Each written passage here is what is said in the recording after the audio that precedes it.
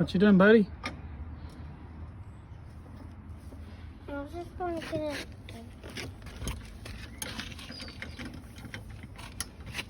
My building. Building what? This, the car. There's the car. Oh. You're tightening up the suspension. Yeah. See, if I only do this all the time or through. Yep. That'll be cool.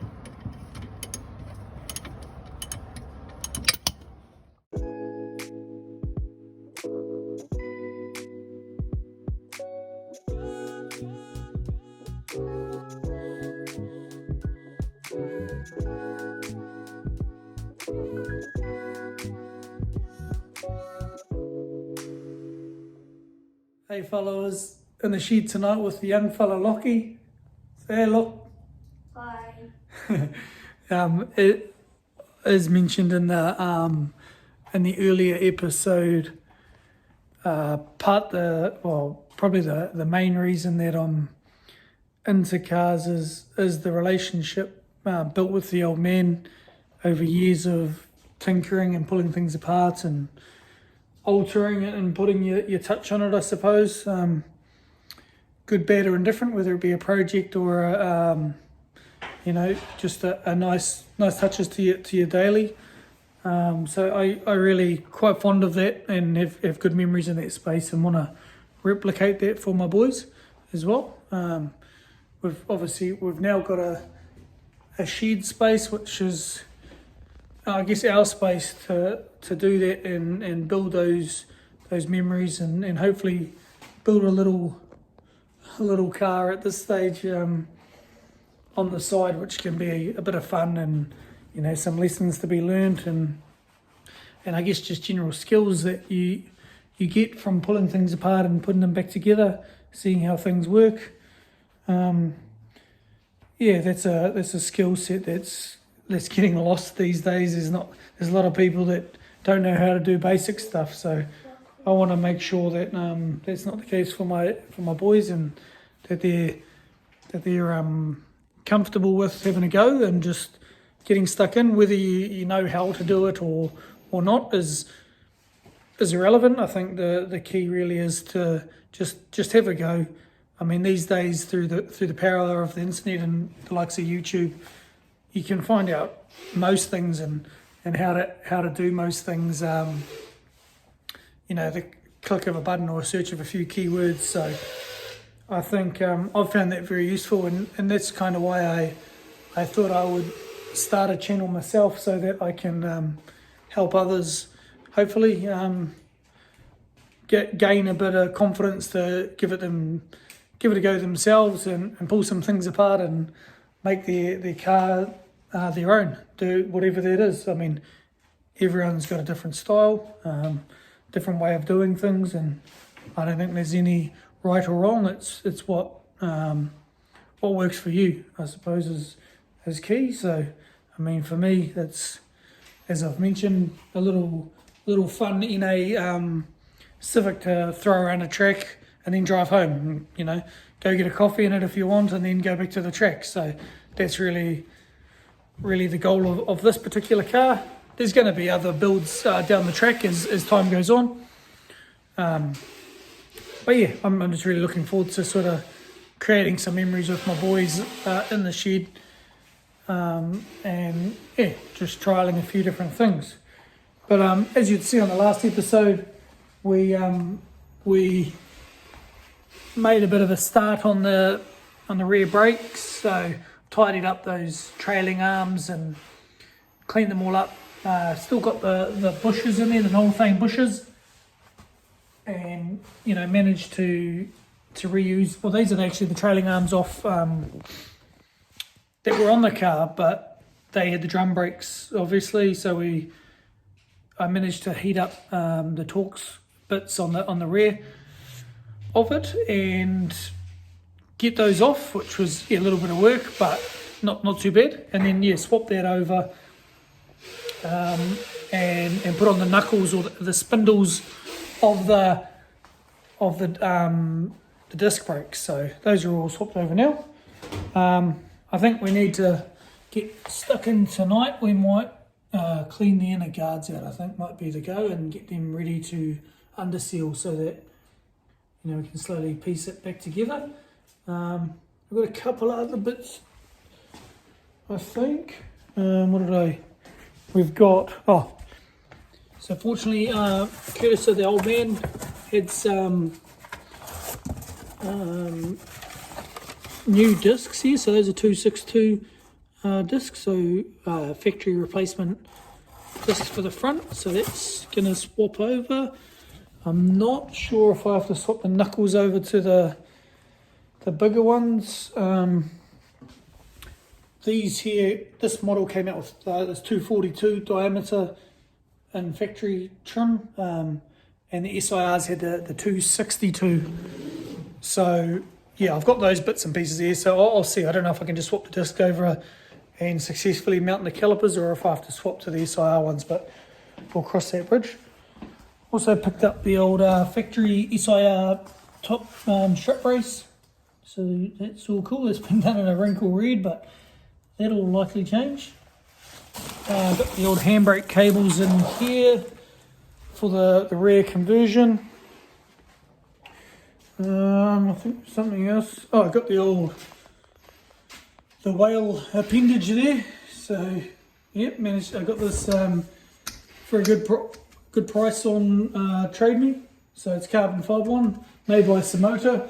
I might just drill out the old badge and put some black pop rivets in, because I'm not really that much of a fan on that. But anyway, and a couple other, got some energy suspension bushes from the old man and some V-bands.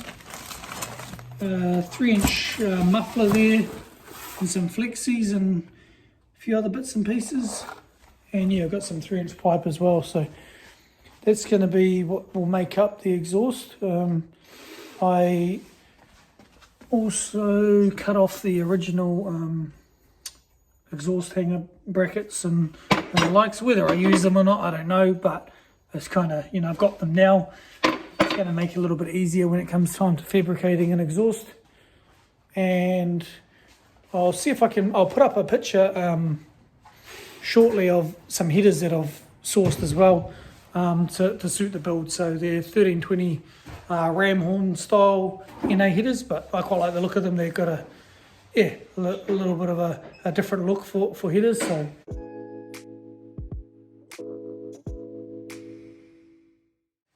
looking forward to getting those. But yeah, otherwise tonight the plan is to sort of clean up the rear guards and get them ready for undersealing. Speaking of ram horns, we've got old Mr. Deer Antler over here. But yeah, that's the plan. So I'll get stuck into that young fella, and we'll see how we get on. Oh, he's got another one. There you go. Check that one up.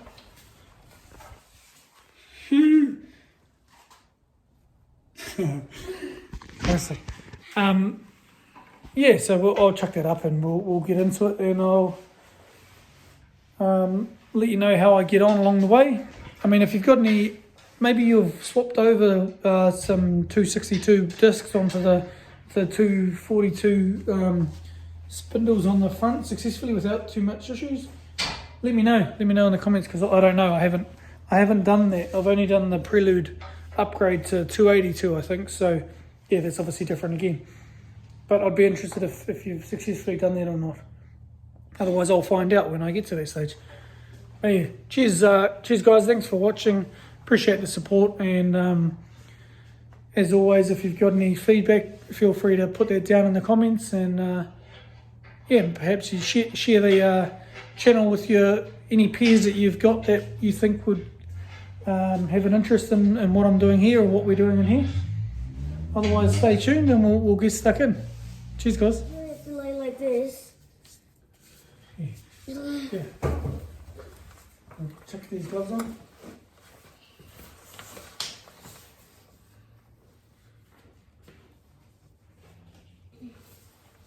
Sweet.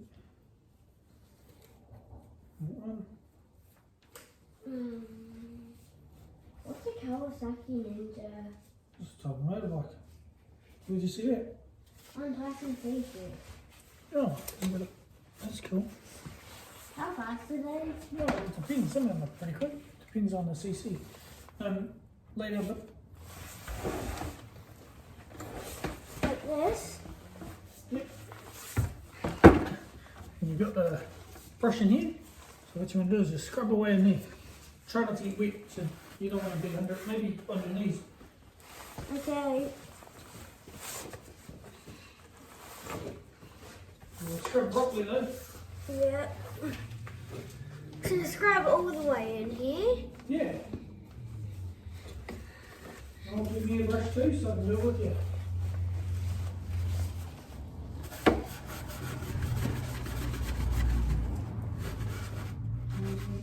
Scrub it up, scrub it up, dub. Scrub it up, dub. Scrub it up, dub. Scrub it up, dub, dub, dub. That's it. And scrub it up, so I can do it again. Here, you come across to the side. Okay. You do this side, I'll do this side. So I do this side. Yeah.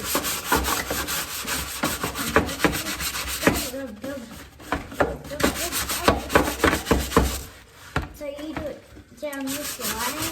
You go do it down here, right? Okay.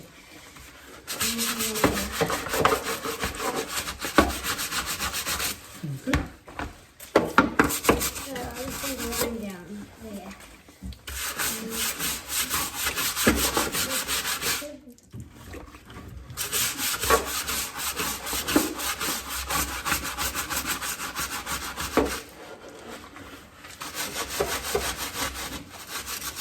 Lucky these aren't. This is about as clean as your teeth. I'm not cleaning the teeth.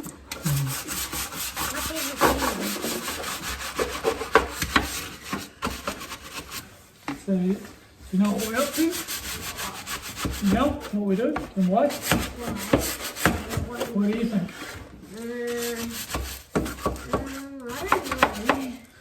I don't know. So we're cleaning all the dirt and scum off in here so that we can then we'll dry it.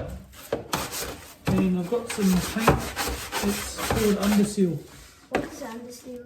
It's like a protective layer underneath, so you know when you're driving down the road, that stones and everything, dirt, grime, all the moisture, but it'll stop it rusting away and protect it a little bit. Yeah. We can clean all that up nicely.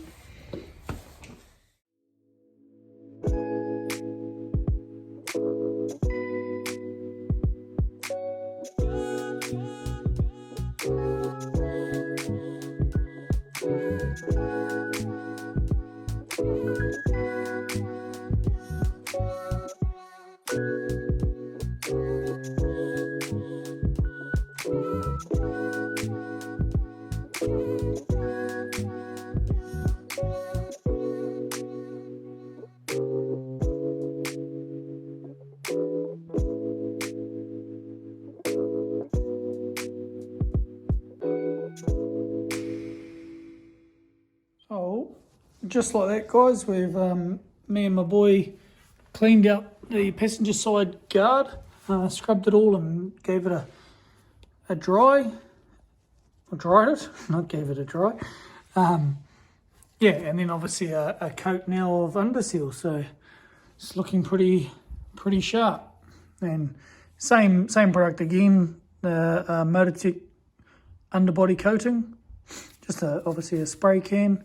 You can get it in like a brush-on type format as well, but yeah, I opted for the spray option. But it's a nice, yeah, a nice protecting coat under the rear guard. So we're all set, looking sharp there. A lot to work on here, but hey, at least the underneath looks nice. So that's at the moment we've done that, and obviously last time I think we done under the fuel, where the fuel tank goes and the likes there. So just working my way around slowly. But yeah, something to be mindful of. This stuff does make a mess. It does seem to go everywhere. So just keep that in mind. But yeah, thanks for watching, guys. Stay tuned for the next episode, and we'll catch you when we're looking at you.